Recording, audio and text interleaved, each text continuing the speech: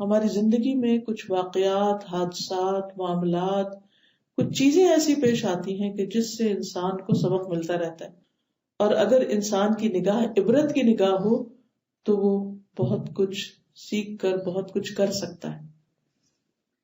ابن عباس کہتے ہیں نبی صلی اللہ علیہ وسلم نے فرمایا 2 نعمتیں ایسی ہیں جن کے بارے میں اکثر لوگ خسارے میں ہیں، اور وہ کیا ہیں؟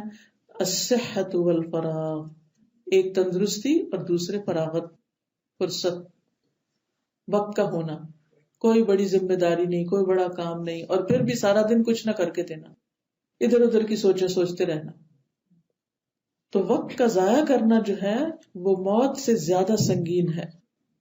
لیکن آج ہمیں کتنی آزادی ملی ہوئی ہے، ہم جتنی دفعہ چاہیں سبحان اللہ کہیں، اللہ کا ذکر کریں، جتنے چاہیں نوافل پڑھیں، جتنا چاہیں بیٹھ کے قرآن پڑھیں، جتنا چاہیں لوگوں کی خدمت کریں، اچھے اچھے کام کریں۔ آج وقت ہے۔ جو لوگ اپنی دنیا میں کامیابی کے لیے کام کرتے ہیں وہ اپنے اوقات کو اپنے گولز کے مطابق سیٹ کرتے ہیں، کون سا کام کس وقت تک کرنا ہے۔ ہمارے لیے اللہ سبحانہ وتعالیٰ نے سیٹ کر دی کہ ہم اس کے مطابق اپنی پلاننگ کر سکتے ہیں کہ ظہر تک ہمیں کون کون سے کام مکمل کر لینے چاہیے، عصر سے پہلے کیا کچھ ہو جانا چاہیے، مغرب سے پہلے کیا کر لینا چاہیے، عشاء سے پہلے، عشاء کے بعد، اور فجر کے وقت، اور پھر فجر کے بعد۔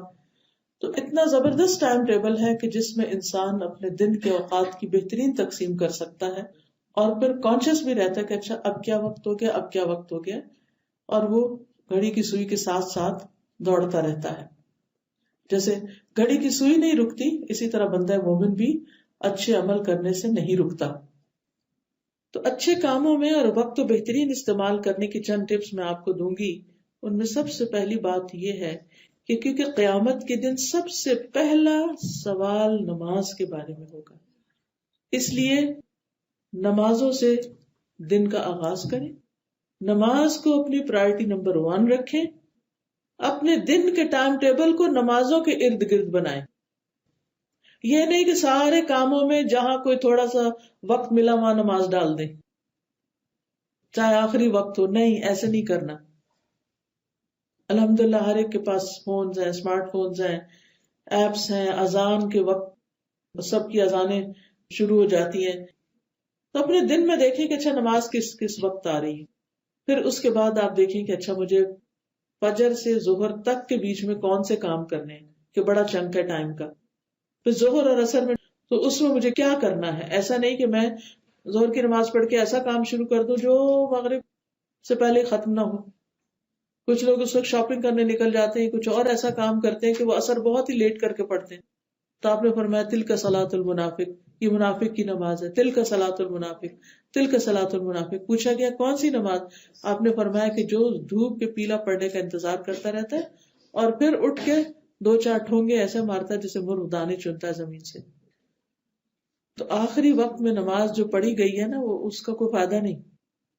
تو اس لیے نمازوں کے ساتھ اپنا ٹائم ٹیبل سیٹ کریں اور اول وقت نماز پڑھنے کی عادت ڈالیں۔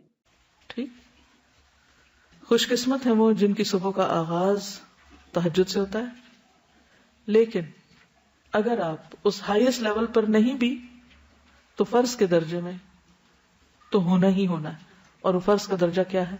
فجر کی نماز۔ اس کے بعد کیا ہونا چاہیے؟ نماز کے فوراً بعد بادبار السجود کیا ہونا چاہیے؟ سجدوں کے بعد بھی دعائیں، اذکار صبح شام کے جو ہم پڑھتے ہیں۔ پھر کیا ہونا چاہیے؟ تلاوت قرآن۔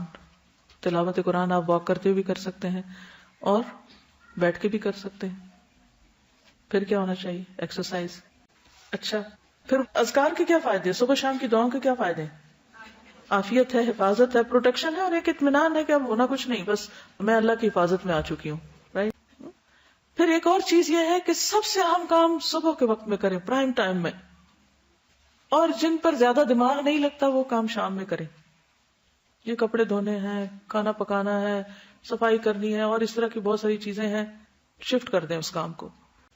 اسی طرح خاص طور پر اپنی سونے کی روٹین کا جائزہ لیں۔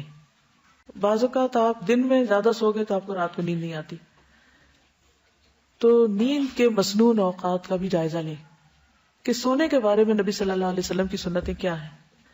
ظہر کی نماز ادا کرنے کے بعد پھر دینی اور دنیاوی کاموں میں مصروف ہو جائیں. فجر اور عصر کی نماز کا خصوصی خیال رکھیں کیونکہ اس وقت دن اور رات کے مقررہ فرشتوں کی ڈیوٹی تبدیل ہوتی ہے، تاکہ فرشتے اللہ کریم کو یہ گواہی دیں کہ وہ آپ کو حالت نماز میں چھوڑ کر آئے ہیں. نماز عصر کے بعد سے مغرب کی اذان تک کوئی سنت یا نفل نماز نہ پڑھیں. مغرب کی اذان ہوتے ہی مغرب کی نماز سنت کے مطابق ادا کریں کیونکہ یہ نماز مغرب کا اول وقت ہے. اول وقت میں نماز پڑھنا افضل ہے. مغرب کی نماز کے بعد صبح اور شام والی دعائیں پڑھیں. آپ صلی اللہ علیہ وسلم نے فرمایا، جس نے عشاء کی نماز باجماعت پڑھی تو اس نے گویا آدھی رات تک قیام کیا، اور جس نے صبح کی نماز بھی باجماعت پڑھی تو اس نے گویا پوری رات قیام کیا. آپ صلی اللہ علیہ وسلم عشاء سے پہلے سونے کو اور نماز عشاء کے بعد بات چیت کرنے کو ناپسند فرماتے. یعنی عشاء سے پہلے سونا اور عشاء کے بعد باتیں کرنا اور تاخیر کر کے سونا، یہ دونوں ناپسندیدہ چیزیں ہیں. رات جب انسان تاخیر سے سوتا ہے تو پھر لازماً فجر متاثر ہوتی ہے، یا پھر فجر کے بعد سونے کی کوشش کرتا ہے.